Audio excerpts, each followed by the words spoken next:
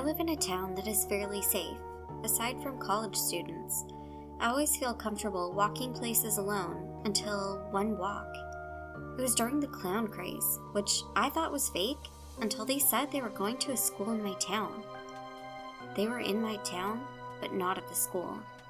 I was walking to our lane library to play games because I have no game consoles or computers at home. There was a small open spot of land right next to the library, and I was there. I look across the street the same time a person looked at me, but they were dressed as a clown. My worst nightmare. It held a machete and turned its head and started laughing. I was horrified. It started running across the street, and all I could do was try and run. I was short, 11 years old, and only 4'10". The clown seemed to be around 6'3" and fast. While it ran, it laughed, and after a while I was so scared I couldn't scream. I just ran. I ran to the library and hoped it would leave. When I got inside, I looked out the big window. It was standing, head sideways, waving its machete. If it weren't for me having played soccer, I probably wouldn't have survived to 14 and finally grown. I never told anyone.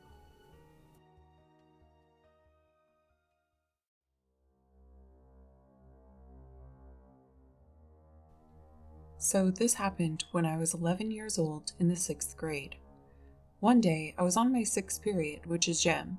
We do laps, and then when we get to the end, we make a turn, and then there's this big fence, and when I was running, I saw a 30-year-old guy waving with a weird grin, but I couldn't tell who he was waving at, so I kept running. Gym was over, so I packed up and was getting ready to leave for home. I was going to the gate in front. When I exited, I saw the same guy. I started to speed walk because I was getting scared. After I got far away from my school, I turned back and didn't see him, so I was relieved. And when I was walking, a blue car pulled up to me and rolled his window down a little bit. I couldn't see a face. All I heard was a voice. He said, "You look like a nice kid and smart." I just smiled and said, "Thank you." And then he said my full name. I was shocked and asked him how he knew my name. And he rolled his window all the way down. It was the same guy with the creepy smile. I ran, and as I turned back, his car was following me. And I kept running. After I made it to my house, I was sweating, my hands shaking. I went inside and locked all my doors and windows, and I slept in my bed. I woke up and wanted to see what time it was. It was about 11:32 p.m., and I was thirsty. So I went and got water. By the time I went to the fridge to get water, I heard a knock, and I went to go see who it was through the window, and what I saw shook me. It was the smiling guy with an item in his hand I could not see because the outside lights were off. I thought I was going to faint. I ran to my mom and dad's room and tried to open it. It was locked, so I banged loud, and they got mad at me for waking them up. But I told them there was a creepy guy outside. So my dad went, and I stayed with my mom. And when my dad went, he saw nothing, but then he heard a sound. And so he went to check it out. Staying with my mom, we heard a scream, and my mom called the police, and the police arrived, and my dad was holding the man down, and he had a kitchen knife and was breaking my window. The police arrested him and took him. After 2 days, the police gave information to my dad about what had happened. So my dad told me, "The guy has been stalking me every time I walk home from school and watching me in my window." I tried to tell my friends, but they don't believe me. I'm only 14 years old, and I don't know what would have happened if I kept sleeping and did not tell my dad. The guy would have broken in my window and probably killed me.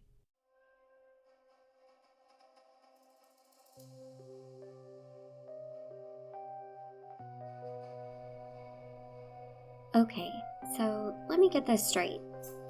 I'm a 15-year-old girl who lives in New Zealand, but when this took place, I was around 12 years old.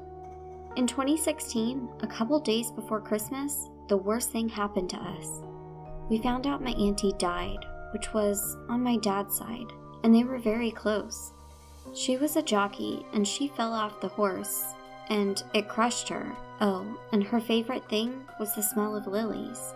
This information will be useful for later on. Anyways, about 2 years after her death, we visited her again for Christmas, and we've been there to see her many times. But this time, it felt different in a way. The air was heavy, and I got this wave of dread. It was so overwhelming that I had to stay in the car for a bit. Once I thought that the bad feeling had calmed down, I decided to hop out and look around the cemetery. And I was doing so, I smelt a familiar smell, like the smell of lilies. And at first it was comforting in a way, but then I felt like I was being watched. But like I could tell that whatever this was, watching me, didn't want me here. Like I needed to leave. So I listened to my gut feeling and booked it back to the rest of my family. Not shortly after, once all of us were in the car driving back, we saw that there was something in the middle of the road. So we stopped, but the longer we stared at it and the more we realized, it was my auntie. She looked worried, and about 2 seconds later, a car comes flying by in full speed, and she disappeared. I'll tell you now, it scared me, and I couldn't sleep that night, but the longer I thought about it, the more I realized she saved us that day, and she really is looking over us.